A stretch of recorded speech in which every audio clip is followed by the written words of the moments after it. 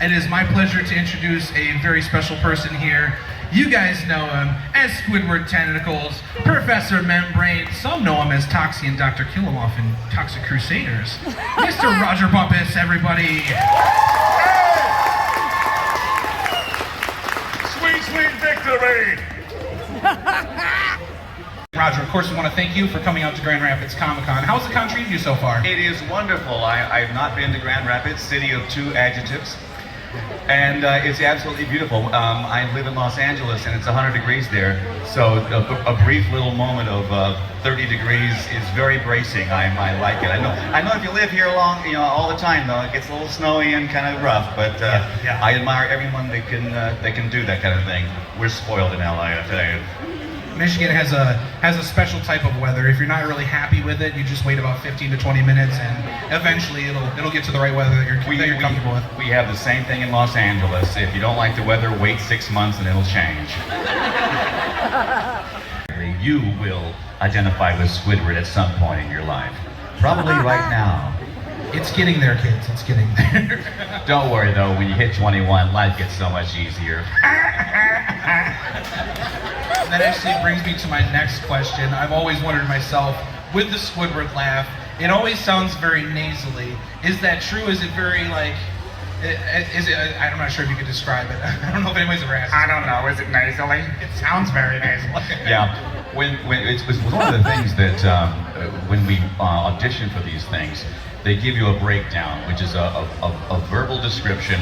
He's sarcastic, he's artistic, he's frustrated, works for minimum wage.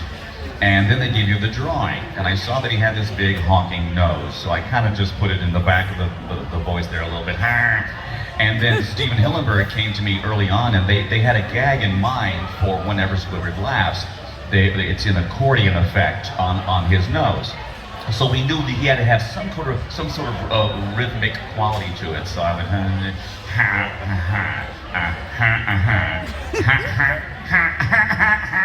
always end off key, by the way.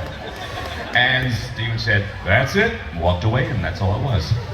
In an apocalypse, what do you think Squidward would say? I prefer suede. Realized this was happy hopping moron deck. Let me explain how it works. I order the food, you cook the food, I deliver the food. We do that for 40 years, then we die. Speaking of memes, what do you think about the handsome Squidward meme? I think it deserves every accolade it gets.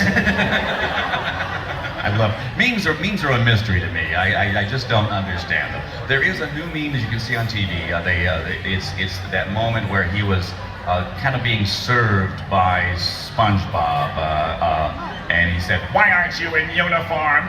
so people are using that in various ways now. So I don't know how that's going to work. I've seen that too. That's pretty good. The thing going out, seeing people, whether it's the cosplay or just the general SpongeBob fans. What's your favorite part about it? It's just what I was saying. It is meeting you. See, in our world, we don't have audiences. It's not like a stage play. You're doing a comedy. You instantly know whether you're successful or not because people are laughing.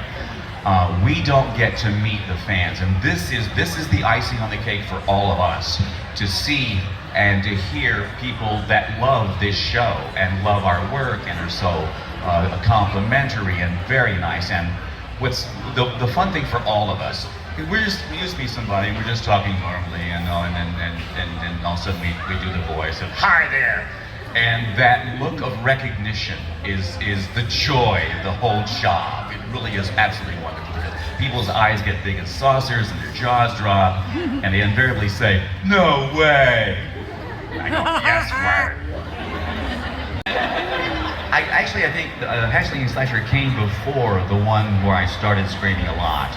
So I already had screams on my tool belt, so I could do it, and they just asked me to do that. So yeah, we just did it at the time, and now they make me do it all the time. Thank you. This is like my favorite episode. My brother and I quote it all the time. Yeah. And then the walls ooze green slime. No way, they always does that. Ashley Lasher. What was it like recording Sailor Mouse? Sailor Mouth, interesting. You know the episode where they're cussing, and the convention that we used was that every time someone was cussing, they dub in porpoise sounds and all that stuff. Well, at the very end, Clancy Brown, Mr. Krabs, he stubs his toe and he goes off on the tear. And what was really happening was that he was really cussing. I mean, I learned new words that day.